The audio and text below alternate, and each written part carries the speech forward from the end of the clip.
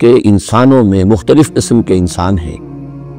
تو دعوت و تبلیغ کے بھی اسی اعتبار سے مختلف گوشے کہہ لیجئے، مختلف لیولز کہہ لیجئے۔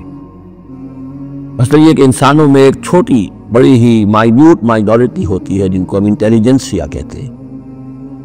یہ وہ لوگ ہیں کہ جو عقل سے کام لیتے ہیں، کسی بات کو قبول کرتے ہیں تو پہلے عقل سے سمجھتے ہیں تب قبول کرتے ہیں، جذبات سے نہیں۔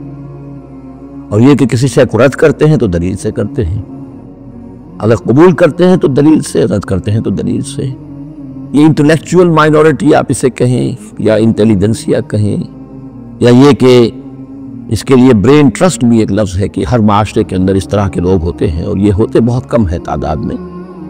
لیکن ڈیسائسو ہوتے ہیں۔ اس معاشرے کا جو بحیثیت مجموعی رخ ہے وہ یہ معین کرتے ہیں۔ عوام کی حیثیت جو ہے وہ ایسے ہے جیسے ایک انسان کے جسم میں ہاتھ پاؤں ہیں، اعضاء و جوارے ہیں،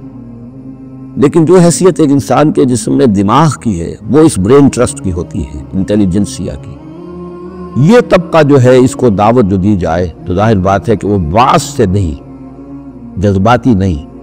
بالحکمہ، پختہ باتیں، عقلی دلائی،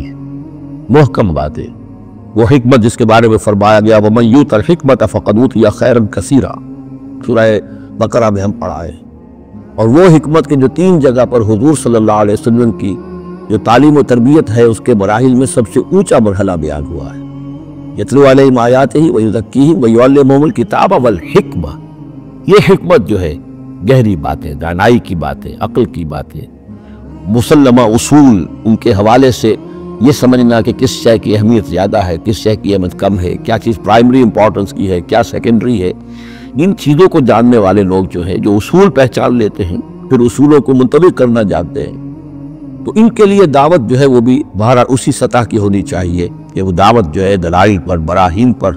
جب قرآن کہتا ہے اپنے مخالفین سے ہاتھو برہانکم ان کنتم صادقین، لاؤ دلیل لاؤ، تو ظاہر بات ہے کہ پھر ان کے مخاطبین جو ہیں ان کو بھی حق پہنچتا ہے کہ وہ دلیل طلب کریں۔ اب اس کے لیے ظاہر بات ہے کہ وہی شخص یہ کام کر سکتا ہے جو خود اپنی ذہنی سطح کے اعتبار سے کافی بلند ہو چکا ہو، جس کا اپنا شعور بہت پختہ ہو چکا ہو۔ جب تک کہ وہ خود حکیم نہ ہو تو حکمت کے ساتھ دعوت کیسے دے گا؟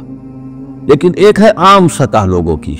عام لوگ جو ہیں جن کے دماغوں میں اس طرح کی کوئی فطور نہیں ہوتے، کوئی وہ عقل کی چھلنی لگی ہوئی نہیں ہوتی، ان کے جذبات جو ہے اچھے، اگر جذبات اچھی بات کہی جائے تو جذباتی طور پر بھی اپیل ہو جاتی ہے۔ یوں سمجھیے کہ دل جو ہے ان کے کھلے ہیں، کھلی کتاب کے مانند ہیں، آپ جو چاہیں لکھ دیجئے، جیسے کھلی صاف سلیٹ ہے اس پر آپ نے جو چاہا لکھ دیا۔ ایسے لوگوں کے لیے یہ ہے کہ موعظۃ الحسنہ، ایک بات جو ہے اچھی بات ہو، خلوص سے ساتھ کہی جائے، وہ شخص یہ محسوس کرے کہ جو بات یہ کہہ رہا ہے مجھ پر دھوس نہیں جمانا چاہتا، اپنے علم کا روب نہیں ڈالنا چاہتا، بلکہ یہ در حقیقت میری خیر خواہی کی وجہ سے، مجھ سے نفرت نہیں کرتا، میری تحقیر نہیں کر رہا ہے، جو یہ مجھ سے کہہ رہا ہے وہ خلوص سے کہہ رہا ہے۔ از دل خیزت بر دل ریزت، دل سے بات نکلے گی اور دل پہ جا اترے گی، یہ ہے موعظہ حسنہ۔ عوام الناس کے لیے دعوت جو ہے وہ اس لیول کے اوپر ہوتی ہے، وہ زیادہ عقلی اور منطقی اور بحثیں اور ان کے سامنے فلسفے کی جو ہے وہ کتابیں کھول کر آدمی بیٹھ جائے تو یہ گویا کہ ان پر ظلم ہے، یہ ان کے لیے تکلیف مالا یطاق ہے۔ تو سب سے اوپر کا لیول ہے ادعو الی سبیل ربک بالحکمہ، پھر ہے والموعظۃ الحسنہ عوام کے لیے۔ نمبر 3 وہ ہوتے ہیں کچھ لوگ معاشرے کے اندر کہ جو لوگوں کو گمراہ کرنے پر تلے ہوتے ہیں،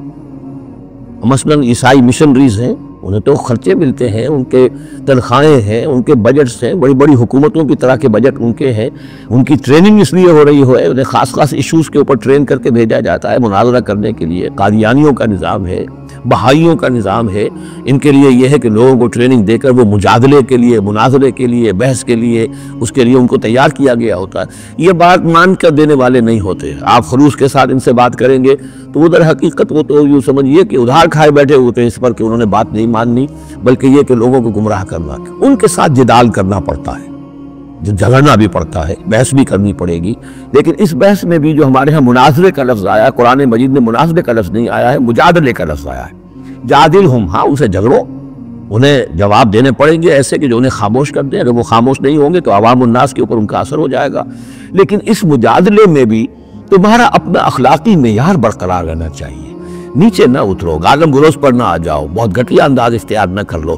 بلکہ جیسے کہا گیا کہ ان کے معبودوں کو گالیاں نہ دینی شروع کر دو، بلکہ یہ کہ ان میں بھی ہمیں آداب کو، اس کے اندر بھی آداب کو ملحوظ رکھتے ہوئے، تو یہ 3 لیولز ہیں، ادعو الی سبیل ربک بالحکمت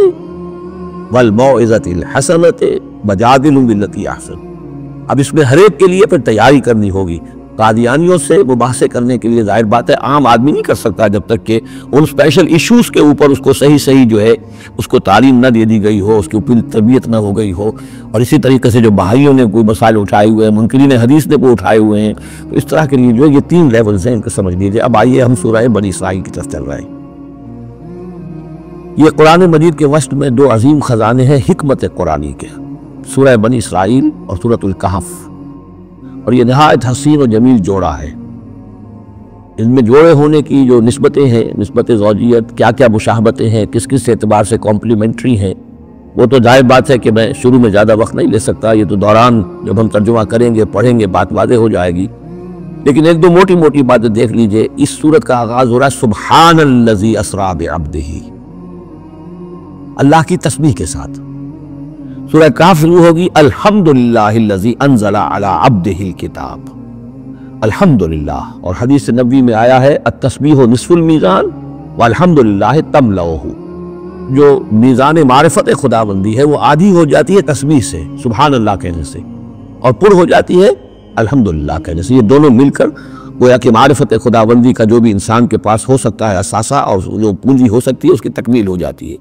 یہ ہم آگے چل کر المسبحات میں اس مضمون پر تفصیلی گفتگو کریں گے، لیکن یہاں نوٹ کر لیجئے تسبیح سے شروع ہو رہی ہے سورہ بنی اسرائیل، اور تحمید سے الحمدللہ الذی انزل علی عبدہ الکتاب۔ پھر یہ کہ یہاں ہے ذکر اللہ اپنے بندے کو لے گیا،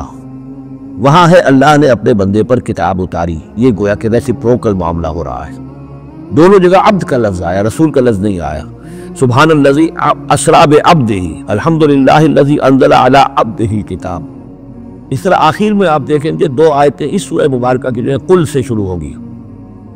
قل ادعوا اللہ عبد الرحمن ایما تدعوا فلہ الاسماء الحسنی، اسی طریقے سے آخری آیت بھی ہے۔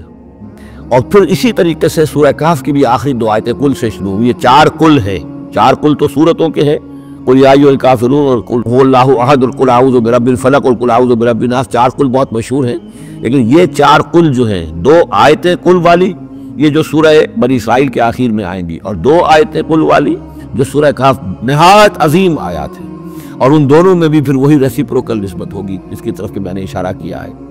ایک اور خاص بات یہ ہے ان دونوں صورتوں میں کہ یہ اس طریقے سے انٹرلاکڈ ہے، جیسے ریل گاڑی کے 2 ڈبے ہوتے ہیں ان کو جوڑا ہوا ہوتا ہے، بیچ میں انٹرلاکڈ ہوتے ہیں۔ یہ جو ہے وہ ختم ہوگی سورہ مبارکہ کبرہ تکبیرا، قل الحمدللہ الذی لم یتخذ ولدا، کہو کہ کل حمد، کل تعریف اللہ کے لیے ہے جس نے کسی کو اپنا بیٹا نہیں بنایا۔ یہ آخری آیت ہے، اور اس حکم پر گویا کہ تعمیل کرتے ہوئے اگلی صورت نازل ہو رہی ہے الحمدللہ الذی انزل علی عبدہ الکتاب ولم یجعل لہ عوجا۔ اس طریقے سے یہ دونوں جوڑے جو ہیں باہم انٹرلاک بھی ہیں۔